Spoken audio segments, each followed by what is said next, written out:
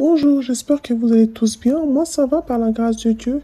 Aujourd'hui, je viens dans cette émission pour pouvoir témoigner de mon histoire.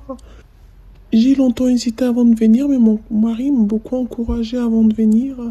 C'est une histoire qui m'a beaucoup traumatisée. J'ai eu à faire beaucoup de séjours en institution psychiatrique. Et aujourd'hui, si je suis là, c'est parce que c'est Dieu qui m'a guéri, c'est Dieu qui m'a aidé à me relever. J'ai accepté Jésus-Christ comme Seigneur et Sauveur. Aujourd'hui, je me sens mieux. Je sers l'Éternel. En voyant et en regardant les autres émissions, ça m'a donné la force de pouvoir venir et de témoigner de mon histoire, vous voyez. Voilà. Moi, je viens d'une famille de 12 enfants. Oui, je viens d'une famille nombreuse. Je suis née en Afrique. Je suis la cadette de 12 enfants. Voilà. Mon histoire, c'est que j'étais petite, j'étais en Afrique. Notre aînée, c'était une fille et elle était très très proche de mon père. Et ma mère, ça, elle ne le supporte pas. Elle ne s'attendait pas du tout. Alors c'était incroyable, elle ne pouvait pas se voir. Ma mère partait à gauche, ma grande sœur à droite. C'était incroyable de voir une mère et sa fille qui ne s'entendent pas et ne pouvaient pas se voir. Ma mère, quand elle faisait à manger, elle ne servait pas ma sœur. Donc ma sœur devait attendre que mon père arrive pour pouvoir manger avec mon père. C'était vraiment, dans ce sens-là, c'était vraiment... Ma mère n'a pas étudié, elle n'a pas fait d'études. Et ma grande sœur, c'était une femme très intelligente, très instruite, et mon père l'adorait. Elle passait des heures et des heures à parler de littérature avec mon père, à discuter. C'était vraiment comme des amis. Sur la relation qu'elle avait avec mon père, c'était vraiment l'inverse de la relation qu'elle avait avec ma mère. Donc c'était incroyable de voir ça dans une famille. Bref, voilà.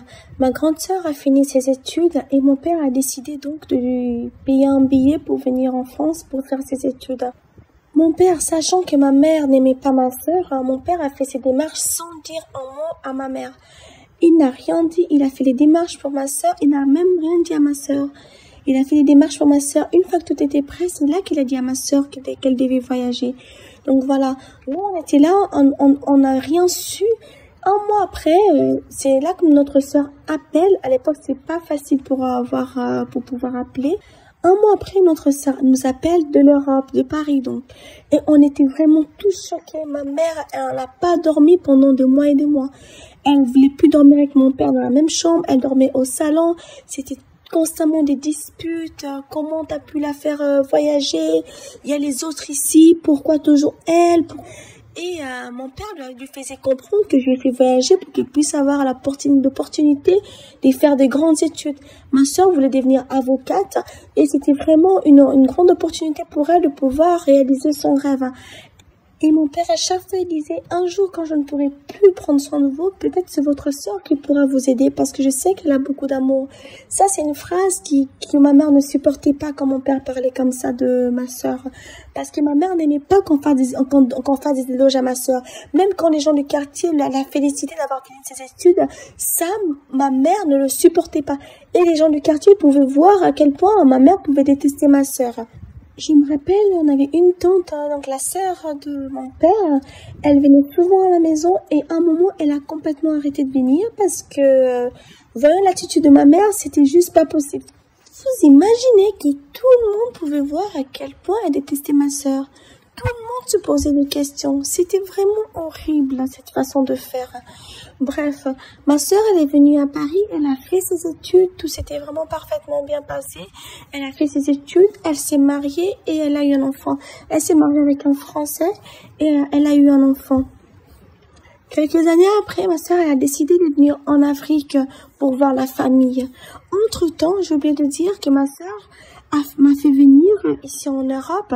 Elle a fait venir aussi 2 autres de mes frères et une autre de mes sœurs. Donc, elle nous a fait venir les 4. Par contre, on avait une sœur qui était très proche de ma mère. Ma mère, elle a tellement insisté pour qu'elle le fasse venir. Ma sœur ne voulait pas. Elle voulait absolument pas la faire venir. Parce qu'elle se disait que si elle la faisait venir en Europe, ça allait être que des problèmes.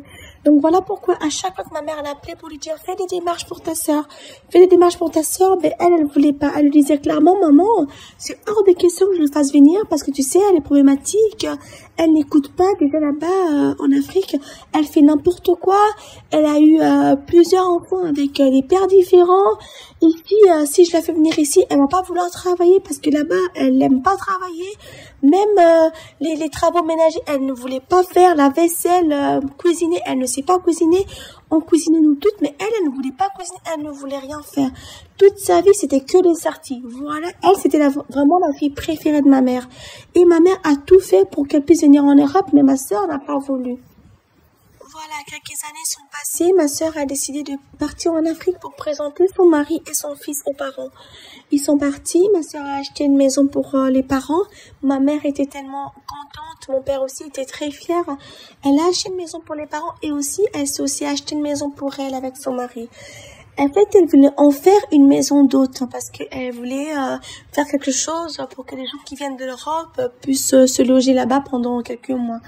Donc, du coup, elle voulait s'occuper de tout ce qui était décoration toute seule.